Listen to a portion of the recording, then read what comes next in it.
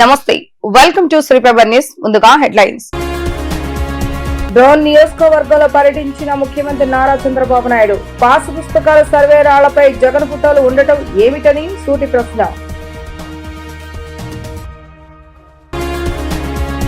నులకపేటలో నూతనంగా నిర్మించిన community hall ను ప్రారంభించిన మంత్రి నారా లోకేష్ కు స్వాగతం పలికిన స్థానిక నేతలు.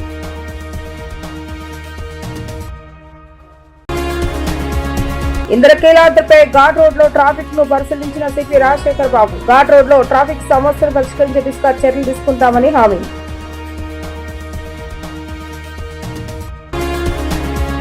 పాస్ పుస్తకాలు సర్వే రాళ్లపై జగన్ ఫోటోలు ఉండటం ఏమిటి అని ముఖ్యమంత్రి నారా చంద్రబాబు నాయుడు ప్రశ్నించారు. కేసులు పెట్టారని విమర్శించారు. వైసీపీ హయాంలో జరిగిన తప్పులను సరిచేస్తున్నామని అన్నారు. రికార్డులు తారుమారు చేయకుండా పకడ్బందీగా పాస్ పుస్తకాలు ఇస్తున్నామని, క్యూఆర్ కోడ్ తో పాస్ పుస్తకాలను పంపిణీ చేస్తున్నామని ఆయన వెల్లడించారు. డోన్ నియోజకవర్గంలోని కొత్తబురుజు గ్రామంలో ముఖ్యమంత్రి నారా చంద్రబాబు నాయుడు పర్యటించారు. ఈ సందర్భంగా రైతులకు నూతన పట్టాదారు పాస్ పుస్తకాల పంపిణీ కార్యక్రమంలో ఆయన పాల్గొన్నారు. ఈ సందర్భంగా ముఖ్యమంత్రి మాట్లాడుతూ ఎవరు తప్పు చేసినా వెంటనే తెలుస్తుందని అన్నారు. ఒక్క పైసా కూడా అవినీతి లేకుండా పట్టా ఇప్పించే బాధ్యత తమదని స్పష్టం చేశారు. సమస్యలన్నీ పరిష్కరించాకే కొత్త పాస్ పుస్తకాలు ఇస్తున్నామని తెలిపారు. భవిష్యత్తులో కూడా ఎక్కడ తప్పులు జరగకుండా చూస్తామని అన్నారు. 5 ఏళ్ల దుర్మార్గ పాలన సాగిందని విమర్శించారు. ల్యాండ్ టైటిలింగ్ చట్టాన్ని అడ్డుపెట్టుకుని అడ్డగోలుగా వ్యవహరించారని ఆగ్రహం వ్యక్తం చేశారు. శ్రీవారి ప్రసాదాన్ని కూడా కల్తీ చేశారని సీఎం ఆరోపించారు. గత వైసీపీ ప్రభుత్వం తిరుమల పవిత్రతను దెబ్బతీసే ప్రయత్నం చేసిందని విమర్శించడం జరిగింది. సిబిఐ రిపోర్ట్ ఇచ్చిన లడ్డూ కల్తీపై తప్పుడు ప్రచారం చేస్తారని మండిపడ్డారు. శ్రీవారికి అపచారం చేయాలని చూస్తే ఊరుకునేదే లేదని, మత విద్వేషాలను రెచ్చగొట్టేలాగా చూస్తే కఠిన చర్యలు తీసుకుంటామని సీఎం హెచ్చరించారు. అందరిలో కూడా ఆలోచన రావాలి. ఈరోజు నేను ఇక్కడికి కొత్త బురుజు గ్రామానికి వచ్చినప్పుడు నాకు అఖండ స్వాగతం పలికిన సోదరులందరికీ నా నమస్కారాలు, అభినందనలు, శుభాభినందనలు. అదే సమయంలో స్థానిక శాసనసభ్యులు కోట్ల సూర్యప్రకాష్ రెడ్డి గారు, వేదిక పైనున్న పెద్దలందరికీ, అధికారులందరికీ, ఈరోజు ఈ గ్రామ సభకు వచ్చిన గ్రామస్తులందరికీ నమస్కారాలు. ఇప్పుడే ప్రొసీజర్ అంతా మీరు చూశారు. ఎలాబరేట్గా ఇప్పటికి అంచెలంచెలుగా ఏం చేయాలనో చేసుకుంటూ మీ పట్టాదారు పాస్ పుస్తకాలు ఇచ్చాం. ఇంత అందులో వీళ్ళ సొంత అధికారులు పెట్టుకొని ఎంఆర్ఓ ఉండడు, కలెక్టర్ ఉండడు. దీనిపైన మీరు అప్పీలు కూడా పోవడానికి వీలు లేదు. కడాన మీ భూమి మీ చేతుల్లో లేకపోయినా, మీకు లేకపోయినా అడిగే దిక్కు లేకుండా చేస్తే, ఇదే జిల్లాలో పాండ్యం నియోజకవర్గంలో నేను చాలా బాధపడి పట్టాదారు పాసు పుస్తకాన్ని కాల్చి ల్యాండ్ టైటిలింగ్ యాక్ట్ రద్దు చేస్తానని ఆ రోజు మీ అందరికీ హామీ ఇచ్చాను. ఆ చట్టాన్నే కాల్చాను. గవర్నమెంట్ వస్తానని నేను మొట్టమొదటిసారిగా మంగళగిరి నియోజకవర్గం తాడేపల్లిపట్నంలోని నులకపేటలో నూతనంగా నిర్మించిన కమ్యూనిటీ హాల్ ను విద్యా ఐటీ శాఖ మంత్రి నారా లోకేష్ ప్రారంభించారు. శ్రీరంగం ఫౌండేషన్ సహకారంతో 65 లక్షల సిఎస్ఆర్ నిధులు వెచ్చించి కమ్యూనిటీ హాల్ ను నిర్మించారు. నులకపేటకు చేరుకున్న మంత్రి లోకేష్ కు స్థానిక టీడీపీ నాయకులు, కార్యకర్తలు, ప్రజలు ఘన స్వాగతం పలికారు. అనంతరం రిబ్బన్ కట్ చేసి కమ్యూనిటీ హాల్ ను మంత్రి ప్రారంభించారు. ఈ సందర్భంగా సర్వమత ప్రార్థన నిర్వహించారు. అనంతరం అందరితో కలిసి ఫోటోలు దిగారు. ఈ కార్యక్రమంలో శ్రీరంగం ఫౌండేషన్ వ్యవస్థాపకులు P Chandrakiran Reddy, Andhra Pradesh Padmashali welfare and development corporation chairman Nandam Abaddaiah, TTD board member Tammisetti Janaki Devi, Guntur parliament Telugu Desam party ప్రధాన కార్యదర్శి పోతినేని శ్రీనివాసరావు, తాడేపల్లి పట్టణ టీడీపీ అధ్యక్షుడు Vallabhaneni Venkat Rao, collector A Tameem Ansariya, MTMC commissioner Sheikh Aleem Basha తదితరులు పాల్గొన్నారు.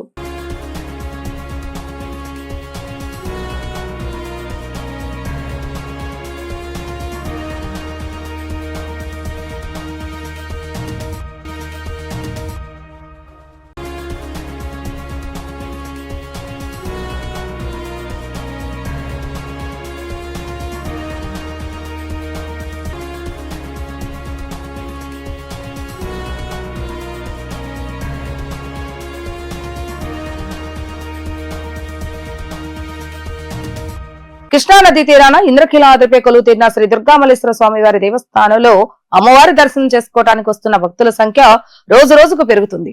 భక్తుల సంఖ్య పెరుగుతున్న ఈ నేపథ్యంలో ఘాట్ రోడ్ లో ట్రాఫిక్ సమస్యలు పరిష్కరించి భక్తులకు ఎలాంటి ఇబ్బందులు తలెత్తకుండా తగు జాగ్రత్తలు తీసుకోవాలని హోంమంత్రి అనిత నగర పోలీస్ కమిషనర్ కు ఆదేశాలను జారీ చేయడంతో పోలీస్ కమిషనర్ ట్రాఫిక్ సమస్యలు కలిపి ఘాట్ రోడ్ ను పరిశీలించారు. హోంమంత్రి వంగలపూడి అనిత ఆదేశాల మేరకు ఇంద్రకీలాద్రిపై భద్రతా ఏర్పాట్లను సిపి రాజశేఖర్ బాబు పరిశీలించారు.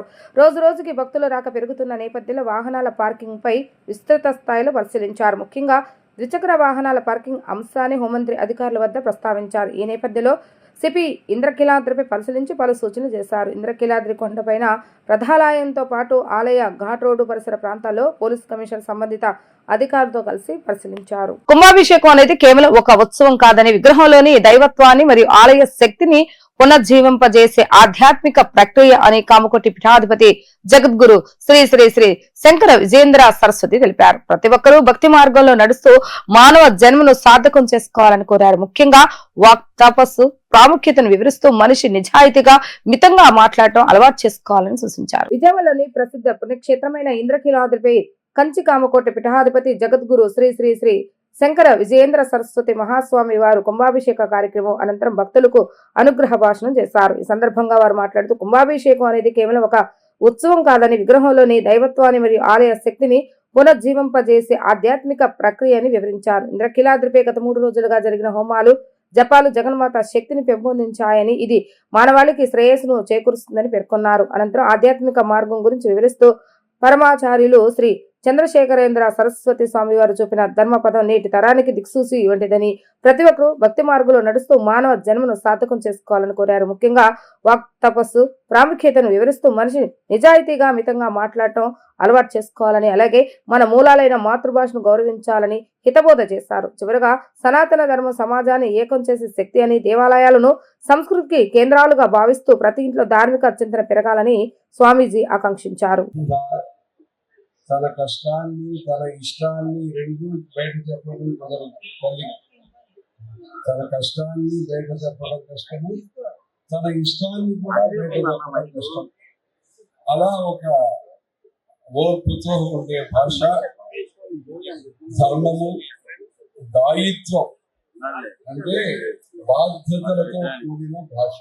బాధలు ఎన్ని ఉన్నా బాధ్యతల్ని వదలకుండా ఉండే భాష మాతృభాష. అది మాతృభాష. అది దేశంలో ఈ మాతృభాష అనేది ప్రసిద్ధంగా ఉంటుంది.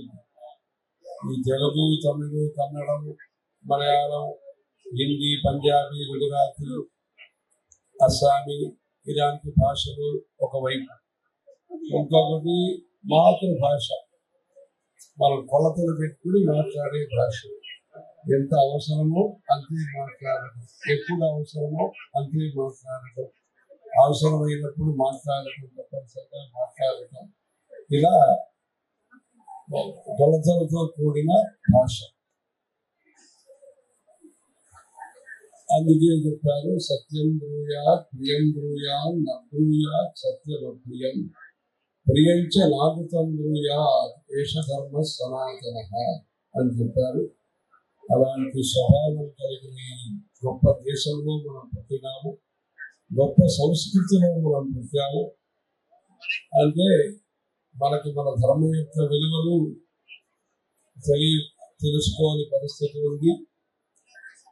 అలా మన యొక్క భగవంతుడు ఎలా మనకు వాత్సల్యంతో, కారుణ్యంతో, దయతో ఎలా అనుగ్రహం అందిస్తున్నారు అది ఆ వైభవాన్ని కూడా మనం తెలుసుకునే అవకాశం మనకి. రాష్ట్రంలో అంగన్వాడీ సోదరీమణులు సమస్యల పరిష్కారానికి కూటమి ప్రభుత్వం కట్టుబడి ఉందని గురువార ఎమ్మెల్యే వెనగండ్ల రాము అన్నారు. సీఎం చంద్రబాబు నాయుడు పాలనలోనే గతంలో అంగన్వాడీల జీతాలు పెరిగాయి, మరే ప్రభుత్వంలో వారి యొక్క జీతాలు పెంచలేదని ఎమ్మెల్యే రాము గుర్తు చేశారు. కృష్ణా జిల్లా గుడివాడ పట్టణం ఏలూరులోని ప్రజావేదిక కార్యాలయంలో అంగన్వాడీ కార్యకర్తలతో ఎమ్మెల్యే వెనగండ్ల రాము ముఖాముఖిగా సమావేశమయ్యారు. ఈ సందర్భంగా తమ సమస్యలను అంగన్వాడీ కార్యకర్తలు ఎమ్మెల్యే రాము దృష్టికి తీసుకుని రాగా వాటిని ప్రభుత్వ దృష్టికి తీసుకుని వెళ్తానని ఆయన భరోసానిచ్చారు. ఆర్థిక ఇబ్బందులతోనే వేతనాల పెంపు కొంత ఆలస్యం అయిందని, ఈ సమస్య కూడా త్వరలోనే పరిష్కారం అవుతుందని మంత్రి గుమ్మడి సంధ్యారాణి తెలిపినట్లుగా ఎమ్మెల్యే రాము సమావేశంలో పాల్గొన్న అంగన్వాడీ కార్యకర్తలకు చెప్పారు. పెద్ద మనసుతో తమ సమస్యను తెలుసుకుని వాటి పరిష్కారానికి చొరవ తీసుకుంటున్న ఎమ్మెల్యే రాముకు సమావేశంలో పాల్గొన్న అంగన్వాడీ కార్యకర్తలు ధన్యవాదాలు తెలిపారు. అనంతరం ఎమ్మెల్యే రాము మాట్లాడుతూ ఏపీలో అంగన్వాడీ వ్యవస్థ బలోపేతానికి సీఎం చంద్రబాబు నాయుడు నాయకత్వంలోనే కూటమి ప్రభుత్వం కృషి చేస్తుందని అన్నారు. అంగన్వాడీ సోదరీమణులకు ఇచ్చిన ఎన్నికల హామీలను ప్రభుత్వం ఒక్కొక్కటిగా నెరవేరుస్తుందని అన్నారు. గత ప్రభుత్వం చేసిన ఆర్థిక విధ్వంసం కారణంగానే అంగన్వాడీల జీతాల పెంపు సమస్య పరిష్కారం కొంత ఆలస్యమవుతుందని అన్నారు. సీఎం చంద్రబాబు నాయుడు పాలనలోనే గతంలో అంగన్వాడీల జీతాలు పెరిగాయని, మరే ప్రభుత్వం వారి జీతాలు పెంచలేదని ఎమ్మెల్యే రాము గుర్తు చేశారు. అంగన్వాడీ సోదరిమణుల కష్టం గుర్తించిన ఏకైక ప్రభుత్వం సీఎం చంద్రబాబు నాయుడు ప్రభుత్వం మాత్రమేనని ఎమ్మెల్యే రాము ఉద్ఘాటించారు. జగన్ కల్తీపాల బాధితులను ఎందుకు పరామర్శించలేదని పిసిసి అధ్యక్షులు వైఎస్ షర్మిలారెడ్డి నిలదీశారు. జగన్ కేవలం బల ప్రదర్శనలు మాత్రమే చేస్తారని, తన సైతాన్ సైన్యం కోసమే యాత్రలు చేస్తారంటూ ఎద్దేవా చేశారు. వైసీపీ 5 ఏళ్ల పాలలో కల్తీ పాలపై ఎలాంటి చర్యలు ఎందుకు చేపట్టలేదంటూ ఆమె ప్రశ్నించారు. వైసీపీ అధినేత వైఎస్ జగన్మోహన్ రెడ్డిపై కాంగ్రెస్ అధ్యక్షురాలు వైఎస్ షర్మిలారెడ్డి తీవ్ర స్థాయిలో ఆగ్రహం వ్యక్తం చేశారు.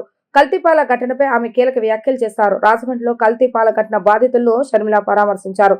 ఈ సందర్భంగా ఆమె మాట్లాడుతూ వైసీపీ అధినేత జగన్ కు పేదల కష్టాలు అవసరం లేదని అన్నారు. కల్తీపాల ఘటనలో మృతులకు ఒక్కొక్కరికి ఏపీ ప్రభుత్వం 25 లక్షల ఆర్థిక సహాయం ఇవ్వాలని డిమాండ్ చేశారు. ఈ ఘటనలో 11 మంది మృతి చెందారని తెలిపారు. లైసెన్స్ లేకుండా సదరు వ్యాపారి పాలు పోస్తున్నారని అన్నారు. 11 సంవత్సరాలు ఇలాంటి పాలను ప్రజలకు వస్తున్న ప్రభుత్వాలు ఎందుకు పట్టించుకోవడం లేదని ప్రశ్నించారు. తూర్పుగోదావరి జిల్లాలో కేవలం ఒకే ఒక ఫుడ్ ఇన్స్పెక్టర్ ఉన్నారని, సదరు అధికారి కూడా ఇక్కడ ఉండరని చెప్పుకొచ్చారు. ప్రజలకు ప్రభుత్వాలు ధైర్యం కల్పించాలని అన్నారు. కల్తీపాల ఘటన బాధితులను ఏపీ వైద్య ఆరోగ్య శాఖ మంత్రి ఎందుకు పరామర్శించలేదని ఆమె ప్రశ్నించారు. కల్తీ అయిన పాల వల్ల 11 మంది చనిపోవడం జరిగింది. ఇంకా చాలా మంది అఫెక్ట్ అవ్వడం జరిగింది. వాళ్ళని చూడ్డానికి ఈరోజు ఇక్కడికి రావడం జరిగింది. మన రాష్ట్రంలో గమనిస్తే పాలు కల్తీ, నెయ్యి కల్తీ, మద్యం కల్తీ, వాగ్దానాలు కల్తీ, అసలు మొత్తం పాలన కల్తీ. ఇది ఈరోజు ఆంధ్ర రాష్ట్ర పరిస్థితి. వరలక్ష్మి మిల్క్ వెండర్ అని ఒక డైరీ సంస్థ మిల్క్ సప్లై చేసేది 11 సంవత్సరాలుగా అన్లైసెన్స్డ్ వెండర్, అంటే లైసెన్స్ లేదు ఈ వెండర్ కి. అన్లైసెన్స్డ్ వెండర్ మిల్క్ సప్లై చేస్తూనే ఉన్నాడు. ఏ డిపార్ట్మెంట్ ఏ యాక్షన్ తీసుకోలేదు. మొన్న మధ్య ఇథిలిన్ గ్లైకాల్ అని కూలెంట్ కు వాడే ఒక కెమికల్ మిల్క్ లో కలిసి ఏకంగా 11 మంది చనిపోవడం జరిగింది. 9 మంది ఇంకా ప్రాణాల కోసం పోరాడుతున్నారు. వీరిలో 5 మంది కండిషన్ చాలా క్రిటికల్ గా ఉంది. ఇతరైతే బిడ్డలు, 5 సంవత్సరాల లోపల బిడ్డలు. ఇది ఎంత షాకింగ్ గా, ఎంత భయంకరంగా ఉంది అంటే వినడానికి కూడా ఇది నిజంగానే పాల వల్ల ఇది జరిగిందా అని ఆ పేషెంట్లను చూస్తుంటే వాళ్ళకి ఏ మెడికల్ హిస్టరీ లేదు. ఇంతకు ముందు శుభ్రంగా ఉన్న ఆరోగ్యాలు కూడా డయాలిసిస్ ట్రీట్మెంట్ జరిపించుకునే పరిస్థితికి, ఆర్గన్స్ షట్ డౌన్ అయిపోయే పరిస్థితికి, వెంటిలేటర్ల మీద ఉండే పరిస్థితికి వాళ్ళ ఆరోగ్యం ఇలా దిగజారిపోయింది అంటే ఇది నిజంగానే చాలా చాలా ఆశ్చర్యం. Very very unfortunate. ముఖ్యంగా ఇక్కడ గమనించాల్సిన విషయం ఏమిటంటే for no fault of that, వాళ్ళు చేసిన తప్పు ఏమీ లేదు దీంట్లో. పాలు కొనుక్కోవడం వరకే వాళ్ళు చేసిన తప్పు.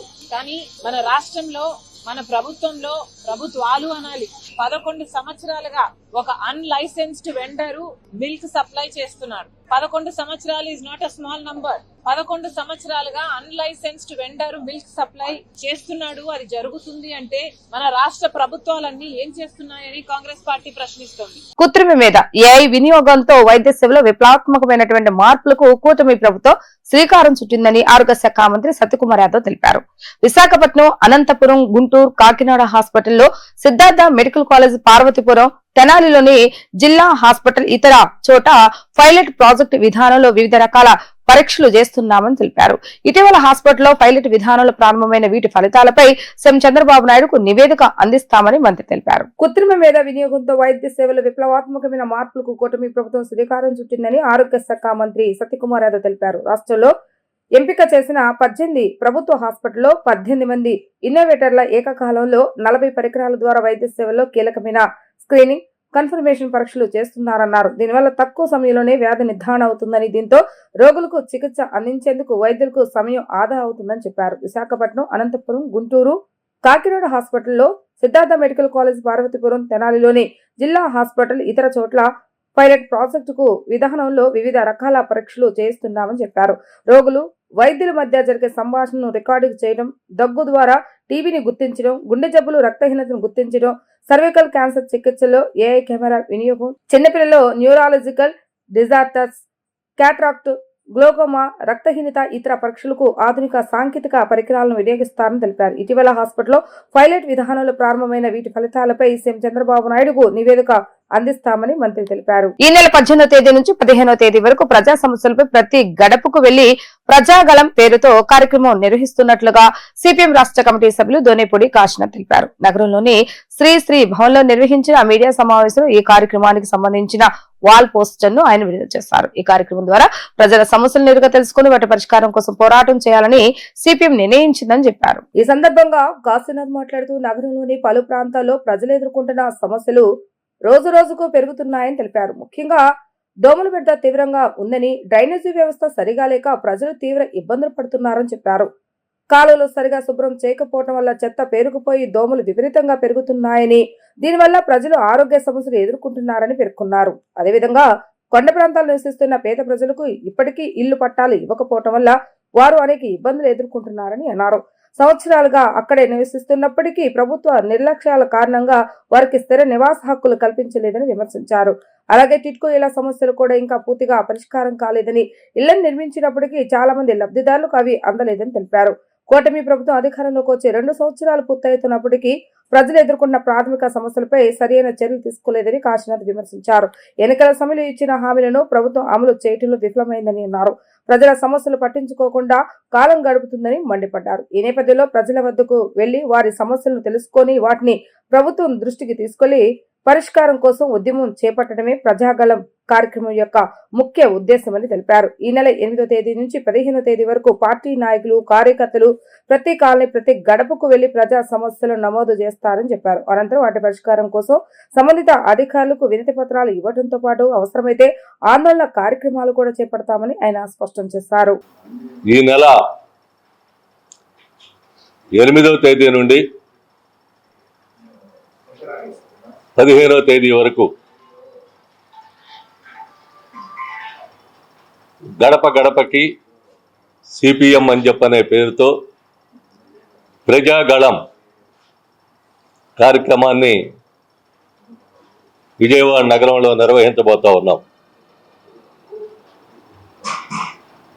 ఈ కార్యక్రమం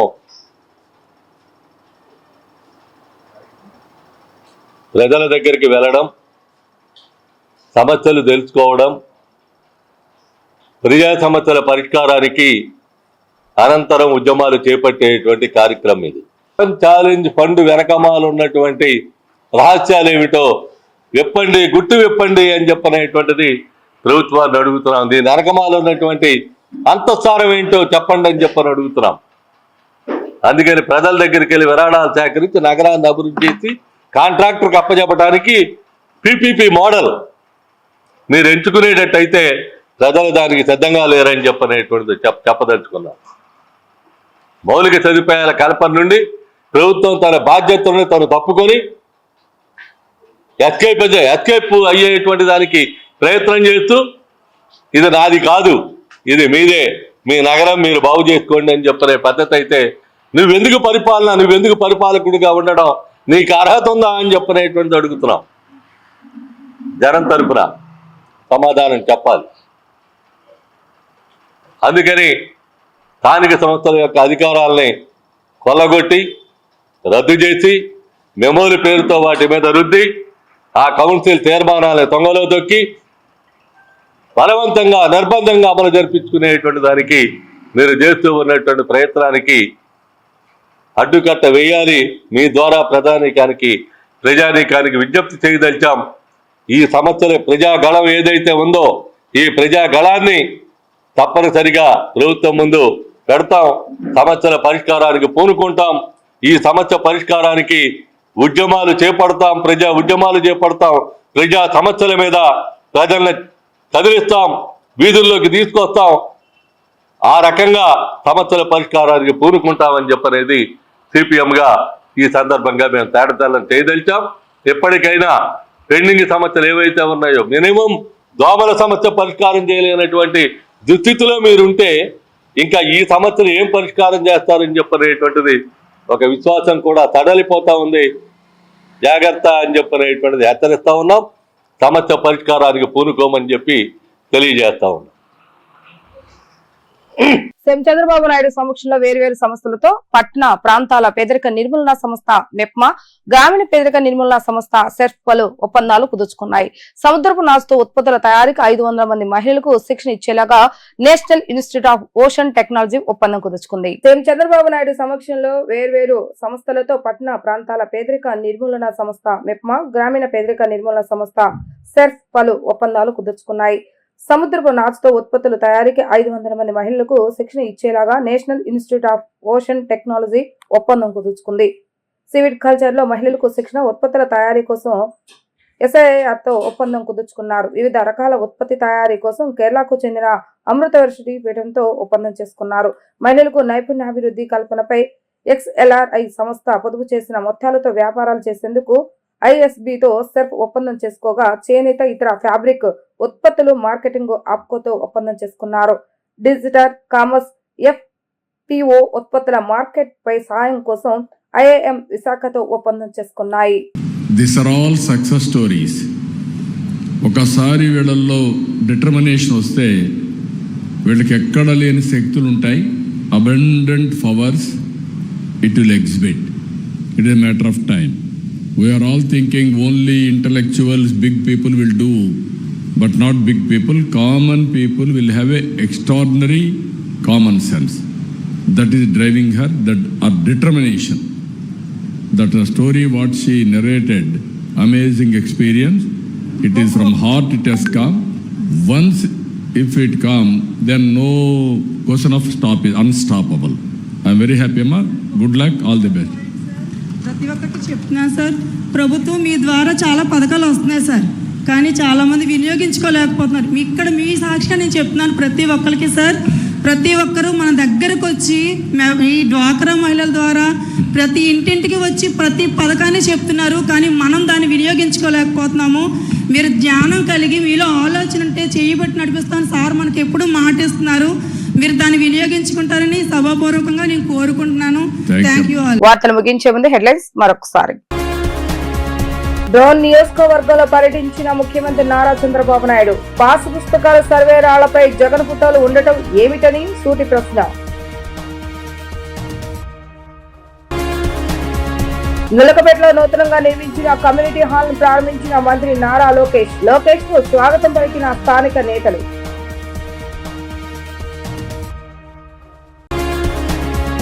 ఇంద్రకీలాద్రిపై ఘాట్ రోడ్ లో ట్రాఫిక్ ను పరిశీలించిన సిపి రాజశేఖర్ బాబు. ఘాట్ రోడ్ లో ట్రాఫిక్ సమస్యను పరిష్కరించే దిశగా చర్యలు తీసుకుంటామని హామీ.